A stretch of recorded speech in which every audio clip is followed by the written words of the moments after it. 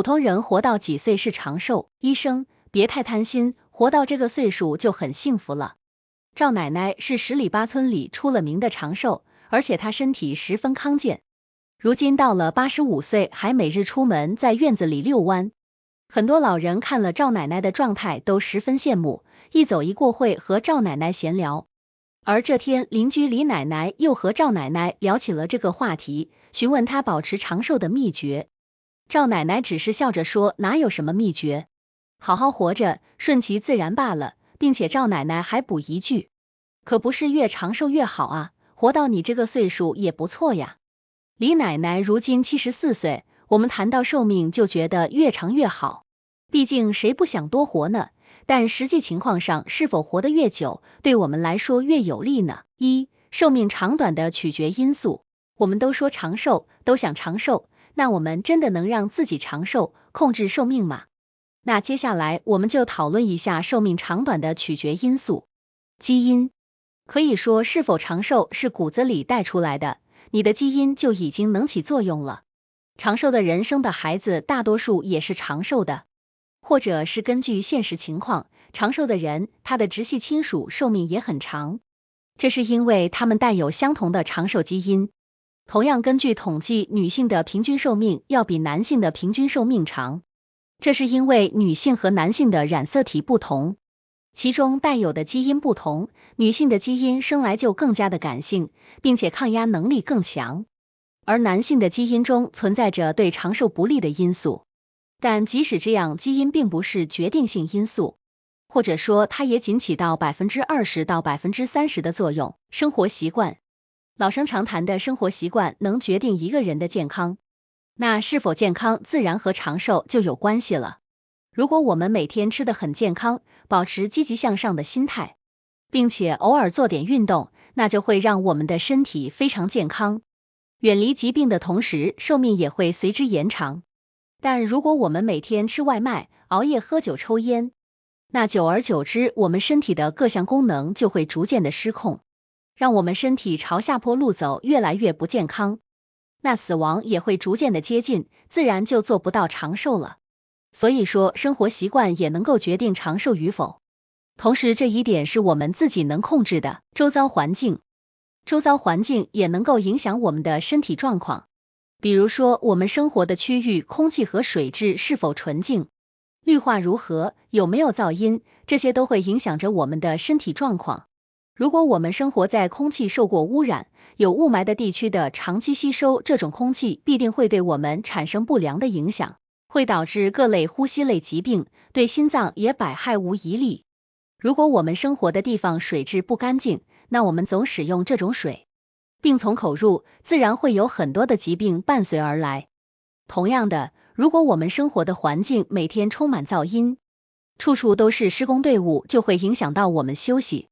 那长期的失眠和睡眠质量差就会引起身体抵抗力低下，爆发疾病，并且这种环境也会导致我们的心理压力非常大，每天心烦意乱，那心理状况不好，自然其他方面的疾病也会逐渐显现，包括我们生活的地区有没有辐射，有没有绿植，这些都能起到很关键的作用。所以说，生活的环境对我们的健康也产生很大的影响，它也能够决定我们是否长寿。影响生命的因素，大多数是我们可以控制的，如生活习惯和周遭环境。我们可以严格的把控我们的生活习惯，并且提高我们居住的环境。对于基因的影响，虽然我们决定不了，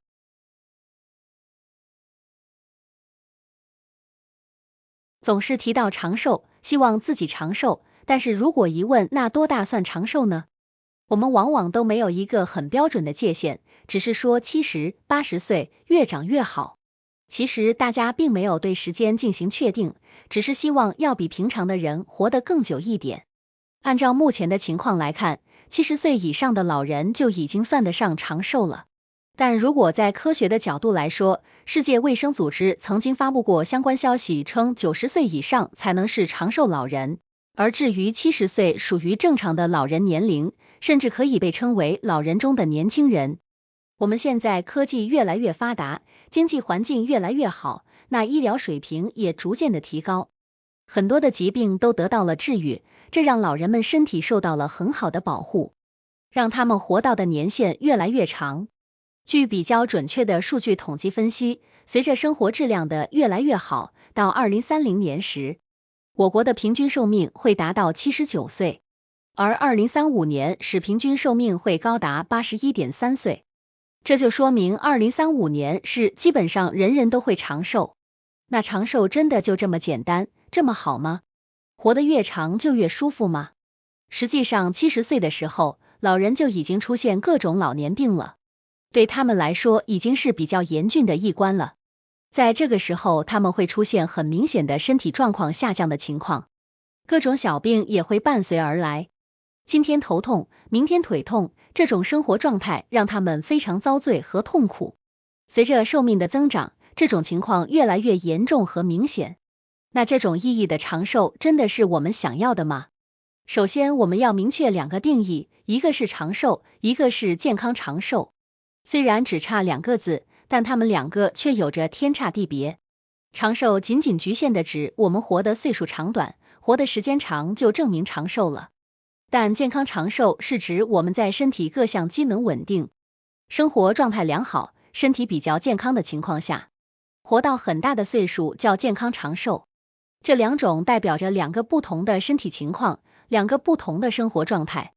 所以我们不能单单的去追求长寿，我们要追求健康长寿。我们不仅要追求数字上的高度，同时也要追求我们生活质量的高度。捏合在一起来讲，就是我们不仅要注意长度，也要注意宽度和广度。就是因为我们年岁增长，身体会出现各种状况，生活都不自理，活得十分不幸福，每天都要跑医院，靠着各种药物和仪器延长寿命。所以很多医生会表示，活到平均年龄就足够了，不需要太追求长寿。因为躺在床上度日如年的长寿并不幸福。幸福和自然的长寿应该是健康长寿，是我们到了较大年龄的时候，还能够维持自己想要的生活状态，起码要能生活自理，在这之上做自己想做的事，比如说正常的生活、正常的社交、正常的吃喝住行。但随着年龄的增长，身体出现问题是不可避免的。如果靠着药物去掉一口气，这些事情肯定是无法完成的，那这种长寿毫无意义，还不如像医生说的那样，活到平均年龄就够了。3. 如何自然的保持长寿？祝贺我们刚刚提到的长寿的因素，我们如何在生活中自然的去保持长寿，从而去做到健康长寿，在老年生活的时候依旧能够幸福快乐呢？健康的饮食，我们要保持均衡的饮食，每顿饭都要包含蛋白质、维生素等，不可有偏坠。如果吃得太油太腻，完全任凭自己的喜好就过度的饮食，会导致肥胖，或者是不爱吃肉只爱吃青菜的人，长期不均衡饮食会导致贫血、营养不良的。所以我们要均衡自己的饮食状况，并且简单的食材用最简单的烹饪方式。我们不要过度的去对食材进行加工，过度加工会导致营养流失，同时也会增加它的热量，让其从健康食品变得不健康。比如说青菜是健康的，但是油炸青菜就不健康了。病从口入从来不是说说而已。保持均衡科学的饮食对我们的健康来说至关重要，健康了才能长寿。运动不仅可以让我们身体变健康，还能让我的心情变好。每次运动之后，大汗淋漓的模样都让我们觉得十分过瘾。但是运动切记不能过度，尤其对于上了年纪的人来说，过度的运动可能会引起失眠或者肌肉受伤。我们要适当的运动，根据自己的身体情况，并且注意运动的频率。如果不是为了减肥，那1周运动了2到3次就可以了，可以跑跑步、散散步。同时，一定要在专业的人士一定之下再去做危险的运动。心态对健康有着非常重要的影响。我们经常会听说患了癌症的人，因为保持乐观的心态，并不治而愈了。也有例子，明明可以活2-3个月的人，但是他心态不好，导致他很快离世。所以心态非常的重要，保持一个健康阳光的心态，可以让我们的身体越来越好，生活状态越来越好。那生活质量也会受心态的影响，逐渐提高。尤其对老年人，不要每天想着自己哪病了，只要觉得不舒服就去看医生。如果没问题，就安心的过好自己的生活，保持一个乐观的心态。每天保证自己的睡眠充足，不要胡思乱想，不过度的操心。放宽心可以让自己又快乐又健康。综上所述，我们追求长寿，不能仅仅追求一个数字，我们要追求快乐和生活质量。